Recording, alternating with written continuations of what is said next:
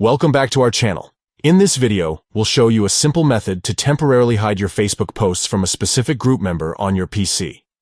Let's get started. Step 1. Open Facebook by launching your web browser and navigating to the Facebook website. Step 2. Locate the post you want to hide and click on the three dots menu located above the post. Step 3. From the list of options, select Snooze member name for 30 days. By selecting this option, you can temporarily hide the posts from the specific group member for the next 30 days. And just like that, you've successfully hidden your Facebook posts from that member for 30 days. Remember, this method is a temporary solution if you need a break from seeing posts from a specific group member. After 30 days, their posts will reappear in your feed. That's all for today's video. We hope you found this tutorial helpful.